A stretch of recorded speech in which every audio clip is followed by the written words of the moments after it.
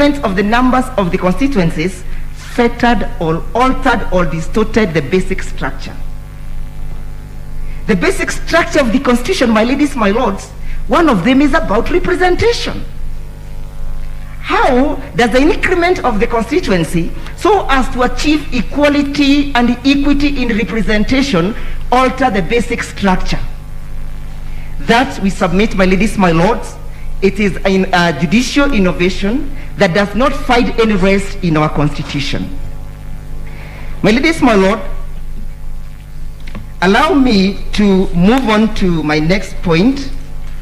And as I do so, my ladies, my lord, allow me to deal briefly with the question of public participation and its sitting in the circumstances of a popular initiative amendments. My ladies, my lords, the concept of public participation is intended to enhance participatory democracy, and as it enhances participatory democracy, it recognizes that it can interface with either parliament or the county assemblies.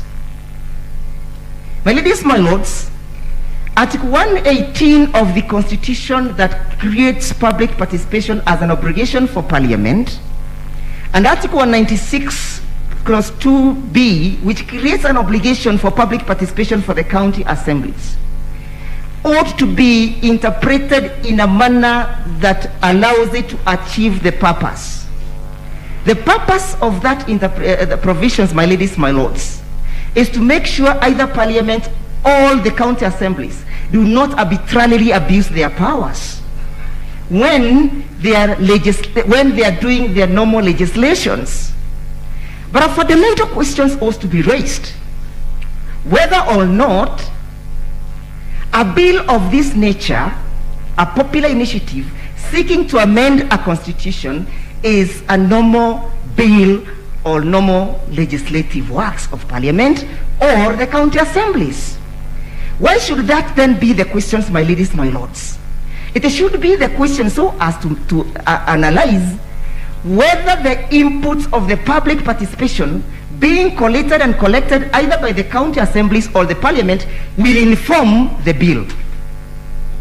How did the judges of the Superior Court observe?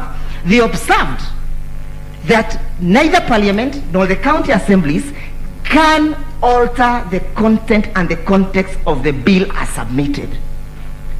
So, my ladies, my lords, you realize that public participation in these processes should not have been elevated the way it was elevated by the justice of the Superior Court, simply because we are dealing with a sui generis situation. Sui generis, my ladies, my lords, in the sense that public participation collected and the views collected cannot alter the content. Why so, my ladies, my lords? Because the bill, whether domiciled in the parliament or domiciled in the county assemblies, is not owned by either of those organs.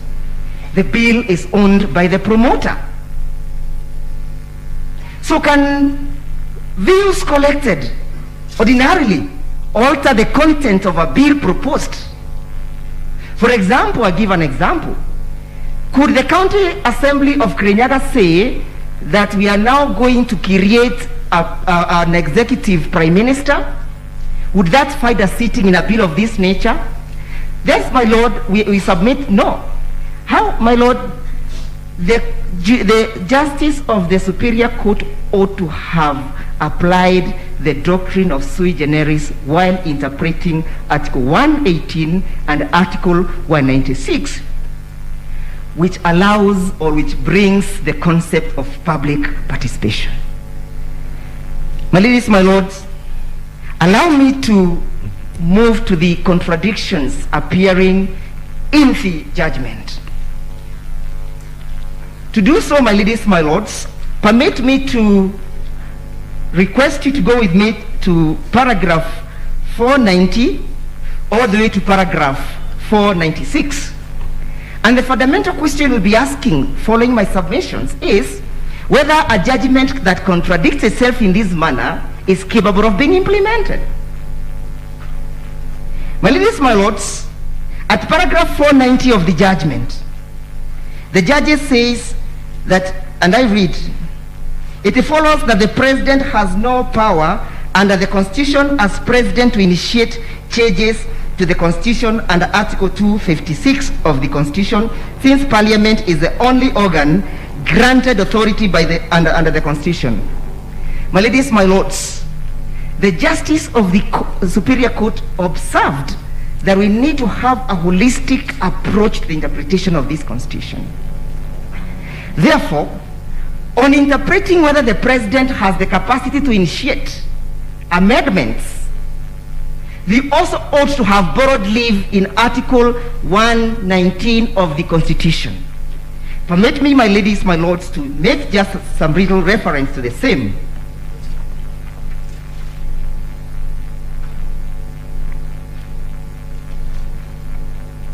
My ladies, my lords,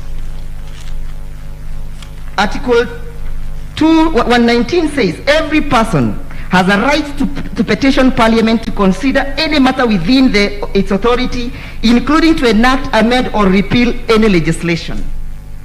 My ladies, my lords, they ought to have put into consideration these provisions, and as well put into consideration the provisions of Article 27. 27 provides that we all are equal before the law and we enjoy equal protection. What made the justice of the Superior Court to declothe the president of that right of equality before the law? Could it have been the intimidation of the status of the president? My ladies, my lords, we submit thus that insofar as this provision or this paragraph so appears, the justice of the Superior Court failed to apply the purposive rule in the interpretation. Just a question, Mr. Ndegwa. Yes, my ladies. Does any legislation include the Constitution? Well, lady, that might be jurisprudential and debatable, but yet we submit that it's a right that is available to a citizen. And since Article 12 creates those rights of a citizen. My lady, my lords, what did the justice of the Superior Court say? The same paragraph. The president, if he so wishes, can, however, through the office of the Attorney General, use parliamentary initiative to propose amendments to the Constitution. What an observation. Then they further say, under paragraph 496, permit me to read for purposes of clarity. In our view, in interpreting the Constitution, holistically, as we are enjoined to do so by Article 1 Clause 2, must be read together with Article 256 and 257 of the Constitution. When one considers these provisions together, the only reasonable conclusion is that Article 257 of the Constitution is reserved for situations where the promoters of the bill do not have recourse to the route contemplated under Article 256, which is the parliamentary initiative. Our view is in tandem with the historical genesis of the provisions we have set out here above. In other words, Article 257, my ladies, my lords, route is meant to be invoked by those who have no access to Article 256. Those who have access to Article 256 routes are therefore barred from purporting to invoke Article 257. They have said, my ladies, my lord, the president has no access to that route. Then the further says that Article 257 is only available for the person who can access, who has no ability to access Parliament. They further says that under Article 94, my lady, my lord, that Parliament is the only legislative organ. Are we making our president a toothless dog? Does the president continue to enjoy the rights enshrined in the Constitution, or is he declothed of those rights pursuant to taking of oath? My ladies, my lords, if you go again to paragraph 492. Again, allow me to read it. Beyond the text of the Constitution, there is another reason it is impermissible under our Constitution, in our view, to permit the President to initiate such amendments through popular initiative, and then sprint to the finishing lane away and receive it. Where in the facts before the court was it that the President was promoting a popular initiative process? They further say, my ladies, my lords, this is because Article 257 of the Constitution provides that if a bill to amend this Constitution proposes an amendment relating to a matter specified in Article 255, the President shall, before assenting the bill, request the IBC to conduct within 90 days a national referendum to approve the bill. What an error and erroneous findings, my ladies, my lords. Article 257 clause 5 does not deal with the President. If you may read, my ladies, my lords, the specified article, my ladies, my lords, it provides that if Independent Electoral Commission is certified that the initiative meets the requirements of this article, the Commission shall submit the draft bill to each county assembly for consideration within 3 months. Could they have made erroneous finding because of the fixation they had with the whole notion of the President? Or was it just an apparent error on the face of record? Counsel. Yes, my lord. What does Sub-Article 9 say? Of the same? Yes. If Parliament passes the bill, it shall be submitted to the President for assent. That's correct, my lord. But yes, that is not what is captured in the judgment. The judgment speaks about the President taking the bill to the IBC. We can only take what is recorded because it's a court of record, my lords. So, he takes it to Parliament. Yes, my lord. And not to IBC. Yes, my lord. What is the big difference as far as your argument is concerned? Yes, what is the big thing there? I mean, you're saying the President has no role at all, but you're saying, but the Constitution says he receives it and takes it to Parliament. They are saying, my lords. Just a moment. Yes. They say he receives it and takes it to the IBC. Yes, my lord. They are saying if an amendment details or touches on Article 255(1), the President, and of course that is emanating from, the amendment is emanating from 256. That is when the President is seized of this function. But insofar as we are dealing with an amendment under Article 257 as it is in these circumstances, it was erroneous for them to find that the President has a role to play. That's our submissions, my lord. My lords, as I sum up, the justice, if you look at paragraph 490 and you look at the finding Roman 3, the justice of the Superior Court declared that a declaration is hereby made that the President does not have authority under the Constitution to initiate changes to the Constitution, and that a constitutional amendment can only be initiated by Parliament through a parliamentary initiative under Article 256 or through a popular initiative under Article 257. A correct finding. But again, my ladies, my lords, the question is, what was the role of the President in the entire process?